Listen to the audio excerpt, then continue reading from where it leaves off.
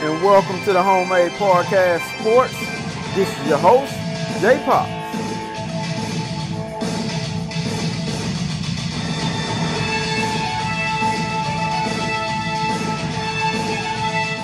And welcome back to the Homemade Podcast Sports with your host, J Pops. Guys, today's date is Thursday, January 28th. It is a beautiful day in the great city of Houston, Texas, people. Man, we have a lot going on. A lot. As you guys know, I'm a huge Texan fan. But on this latest edition of the Homemade Podcast Sports, we'll be getting down to the scheduled release that was released just yesterday. I'll be going into detail about that a little bit.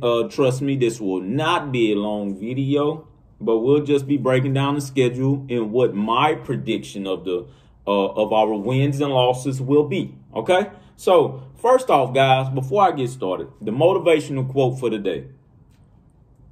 It's like I always tell you. Be yourself, okay? Have a positive vibe towards anything. Do not take your negative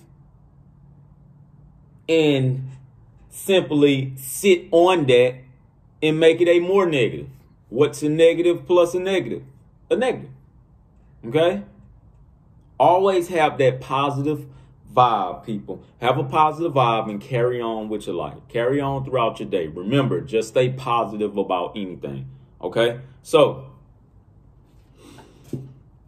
before I get started, before I get into the schedule release, the details and that and whatnot, this here, man, is weighing really heavy on my heart. This is weighing really heavy on my heart because I'm a diehard Houston Texan fan, man, and this is killing me as well as the rest of the Houston Texan fan base.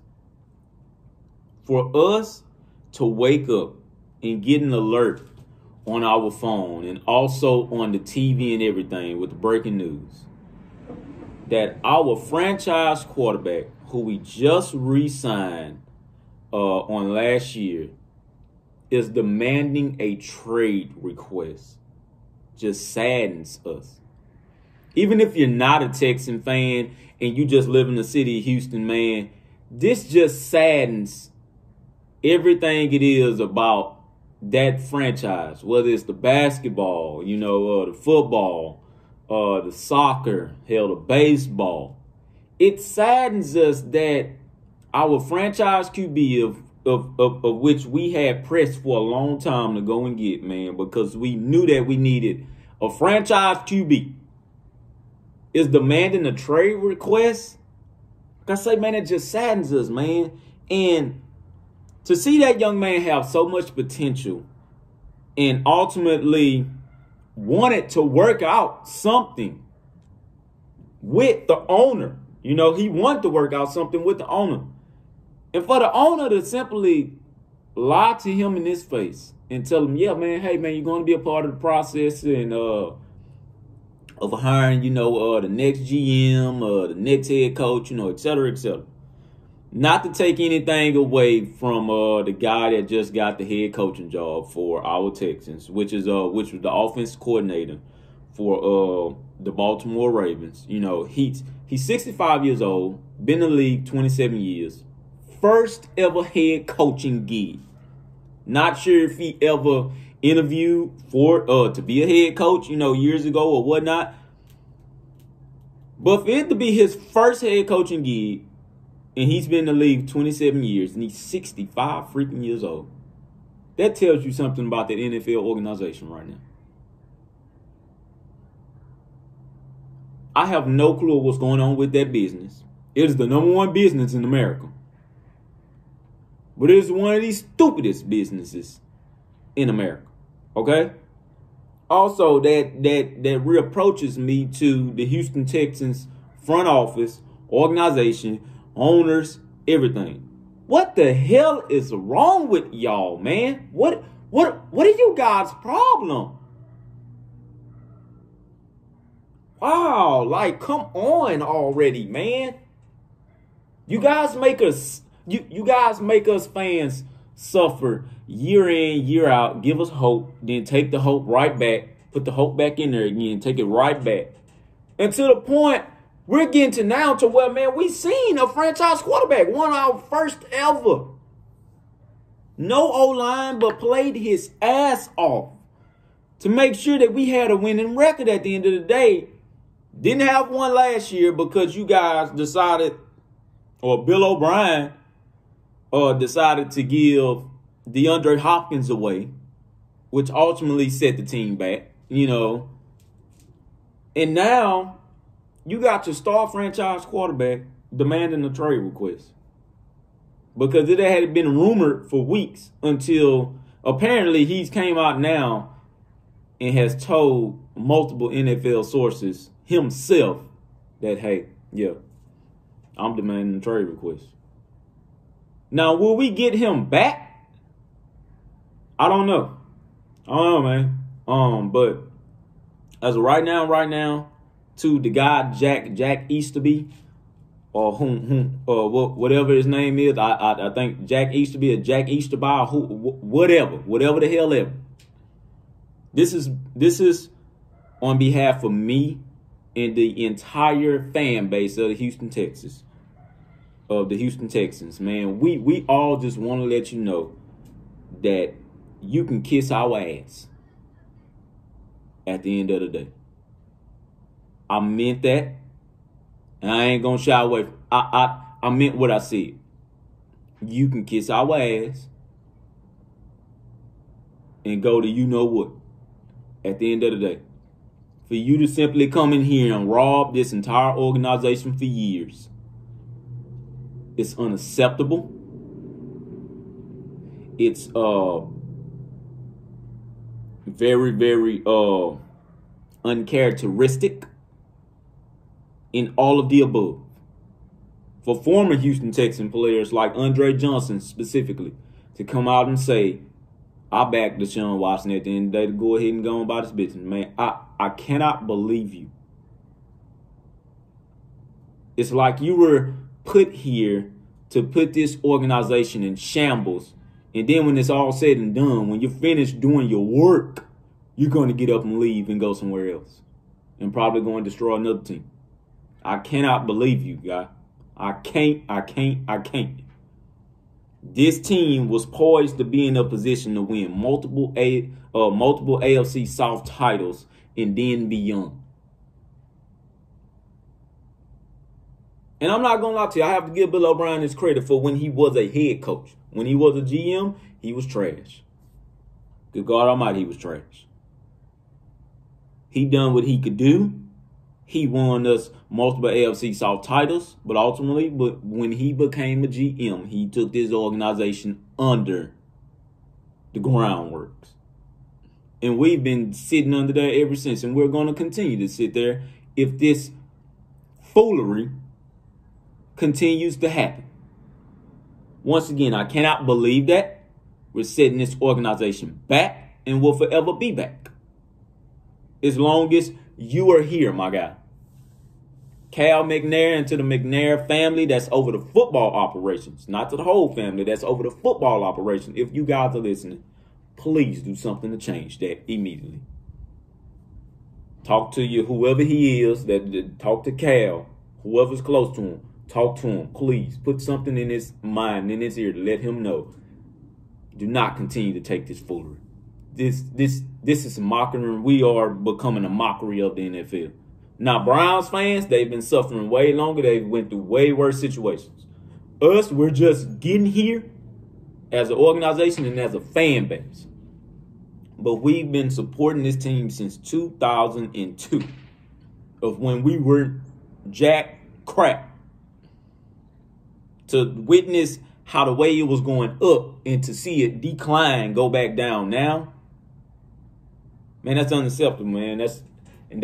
That is harsh to us dearly, man, because we are diehards. We're diehards, man. This is our only franchise, man, that we want to see get there already. Hell, we dealt with the Astros for years until we seen them get there. Now they're there and everybody hates them. This football franchise, man, we just cannot seem to get there. But it's multiple personnel in the way. Can't believe that. I hope that we get our stuff together really, really soon. I hope that Deshaun Watson reconsiders, but at this point, as of right now, it doesn't look like he's going to reconsider. All I can say is that wherever we trade him to, good luck to the young man and good luck to that team going forward. JJ Watt, if you're listening, man, I'm not gonna lie to you. Jay, you have been riding with the city of Houston forever, man. Get your behind up and go and get what you deserve. Because I can tell you right now, brother, we aren't going to get there anytime soon to where you need to be and should be. Not if we continue to go back and go back and go back and go back. But to whomever gets Deshaun Watson in this trade request, if he gets traded, we better get a first and second round pick. The guy that we better get at quarterback, in which could give this city hope. But then again, we know the Houston Texans by now, they're going to snatch it back out again. But to give the fan base something. Because as of right now, to the Cal McNair business football operation side of it, you have lost 80% of your fan base. As of right now, when that season starts and Deshaun Watson or Trevor Lawrence or Justin Fields isn't behind center in a Houston Texans uniform, as of right now, and when the season starts, with what I just said, you have now lost 80% of your fan base, huh? And that is no ifs, ands, buts about it, and that is no lie. You've lost 80% of it. And we stand firm by what we're going to do and what we said. You've lost 80%. Your ticket sales will go down. Anybody that season ticket holders, I can tell you right now, they have ultimately given that up. That's it. We aren't going to Packard Stadium anymore. Me, myself, personally, I probably will not watch any of the NFL because of how the way this thing is just going. So that's just me personally. I may just stick to college football this year. And that's it. This is coming from like I tell you, a Houston Texans fan that's hurt. Emotionally hurt on the inside. Like, wow, man, I understand it's a business at the end of the day, but when you make stupid business decisions, you get stupid results. And I'm going to just keep going. All right, guys, so let's talk about this. I'm sorry, my apologies. 10 minutes went to the Houston Texans, but they needed to hear that. All right. Anywho, guys, let's talk about it. My apologies there. So let's look at this schedule release, man, for 2021. As of right now, we're one of the very few teams with the easiest schedule. This was the schedule that was supposed to be here for the 2020 season, but unfortunately, COVID happened. But as of right now, like I say, man, we're not going to be long. We're just going to run on through this thing. For September 4th, we got Kent State. So first of all, my predictions is an undefeated season. Looking at this schedule, it's no doubt in my mind that this schedule could truly be undefeated. Running through the SEC West and the SEC, just the SEC West in this schedule that we have, we can go undefeated leading up to the SEC championship game. All right. At the worst, I want to say 11-1. I can't see a 10-2 on this schedule. I cannot see a 10-2 on this schedule anywhere at all. It's no team on here that would get me into thinking that we will lose to, except Alabama. That's the only team. I understand we go up to LSU and we hadn't won there ever. But LSU is in a total rebuild. Alabama is in a total rebuild as well, but it's Alabama. We know them by now. They don't scare themselves with rebuilds. They just rebuild it, get it all together, going into the season, and all of a sudden they just show up. They show up. It is what it is. With us, though, I feel like we're going to carry over that 2020 season and we're going to put it into the 2021 season. I see us winning at LSU. Okay, so now let's talk about it. I see us beating Kent State by a mile. They come to Kyle Field. That's going to be on September 4th. On September 11th, which we all remember the 9/11. So, of course, that will be a very emotional and special day for the United States, period. All right. September 11th, we play Colorado at Denver, at Mile High. Hopefully that game goes. I see us winning in blowout fashion. That's just, I see us winning in blowout fashion. September 18th, New Mexico. They come to Kyle Field. I see us winning another one in blowout fashion. Although we have not seen the spring game, so we don't know what these guys are capable of. Understand, once again, like I said, a lot of people may not believe in the offensive line because they don't know what the offensive line has. That's fine. But I see us winning at New Mexico. Okay, I see us beating New Mexico. On September 25th, Arkansas. I don't want to say we'll blow out Arkansas because there's something about AT&T Stadium to where Arkansas plays the hell out of us. Okay, so that will be a very, very interesting and entertaining game. October 2nd, Mississippi State comes to us. Mike Leach is still in his transitional period. Okay. Now, with this game, I see that game possibly being a blowout. Although that Mississippi State defense will be good once again. I know that for sure. But I can possibly see us blowing out Mike Leach in Mississippi State and Company. Now, this is the game. This is the game that you guys have to mark on your calendars. You have to mark that immediately. Once again, like I say, I will be attending this game for sure. October 9th, Alabama rolls into Kyle Field. That game should be a 2 o'clock CBS game for sure. There's no doubt about it in my mind that game will be a 2 o'clock CBS game or either a 7 o'clock primetime CBS game. All right. Now, they just normally do the Georgia game like that, and they'll do the LSU games in Alabama like that. But this time around, if both teams are walking in there undefeated, in which they should, Alabama shouldn't have lost any games. Texas A&M shouldn't have lost any games by then. Both of these teams should be coming in undefeated and looking for a poised breakout matchup. In this game alone, this will be for the first time ever.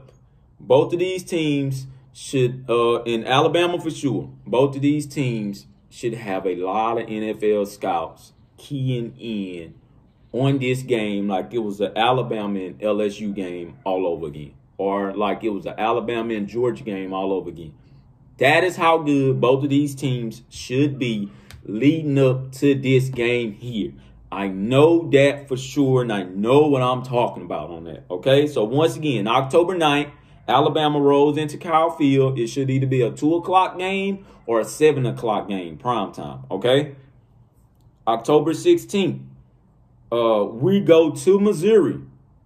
I have no clue why Missouri isn't coming to us because this should be like the second time I know for sure that we'll go up to Missouri playing in the SEC. Now, the first time we went up there was with Manziel, and we did not win. It's going to be our second time. All right, so we hadn't played up there since 2013. So this will be our second time. That's why I say I have no clue why Missouri didn't come to us instead. But we're going to Mizzou. Eli Drinkwitz, he's going to have his team ready, especially if we walk in there after the win against Alabama. I have a strong feeling that A&M will walk in there with strong confidence and come out with a victory. October 23rd, South Carolina comes to College Station. They also have a new head coach. There's no doubt about it in my mind. Will it be a blowout like last year? I believe so. I'm not going to shy away from that. We should win by probably about 3 touchdowns again. October 30th is our bye week. November 6th, we have Auburn. If we're going into that game, November 6th, undefeated, in which Auburn comes to town once again, they come to Kyle Field. There's no doubt about that. With Auburn having a new head coach and they're in a total rebuild, we should beat the heck out of Auburn, at least by 2 touchdowns. Okay. November 20th is Prairie View A&M. That game there. Shout out to Prairie View, by the way. Now, this game here, this will be Prairie View's second time coming to College Station. There's no doubt in my mind that game will not be an upset. Okay. A&M should win that game pretty handily, and that's a game that we really don't have to discuss, do we? All right, let's move along. November 27th at LSU. This is the game. Once again, if we're undefeated walking into Baton Rouge will have it on their mind to knock us out of contention of winning the SEC West. We know this. We have not won at Baton Rouge. Not with Kevin Sumlin and not with Jimbo Fisher. We have not won. This is the monkey that Jimbo Fisher has to get off of his back. If you're going to win the West, you have to start by winning in Baton Rouge. Also, if you're going to win the West, you have to start by beating Auburn and Alabama at home, in which we have not done. These are the games. The LSU game will be very, very interesting depending on how LSU looks for the 2021 season. We should roll in there, roll them over, get on out, and go to the SEC Championship.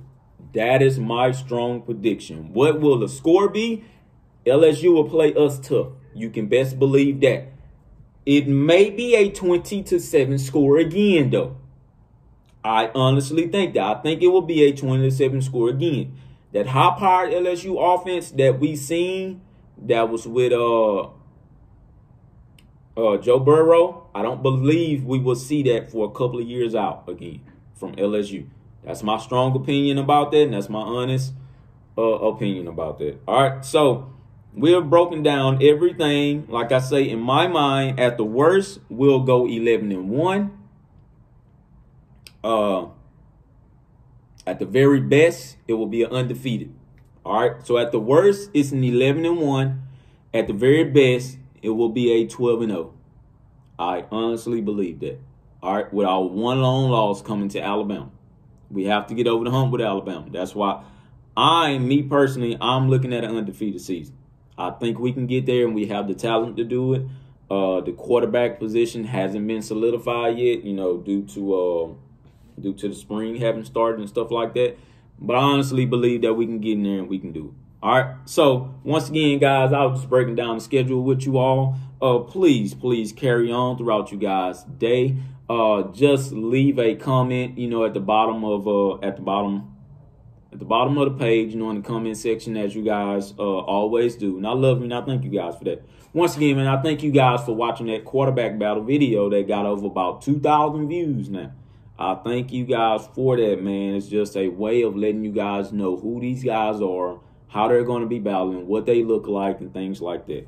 Once again, guys, it's a Homemade Podcast Sports with your host, J Pops. Please, guys, follow me on Facebook at J Pops, on Instagram at JPops2020, and also on Twitter at JPops05. Mr. Morris Carter, guy, I'm shouting you out once again. We will catch up once again. To everybody else that wants to catch up with me and wants to watch a game this year, trust me, inbox me. We will set some things up. I will be willing to come out all of 2021 and watch games. All right? Hashtag Gigamaggies. And thank you guys for tuning in to the hashtag Homemade Podcast Sports. Please, guys, subscribe to the YouTube page and also follow me on Twitter at JPops, on Instagram at JPops, and also on Facebook at hashtag Homemade Podcast Sports. Thank you guys once again. Hashtag Gigamaggies.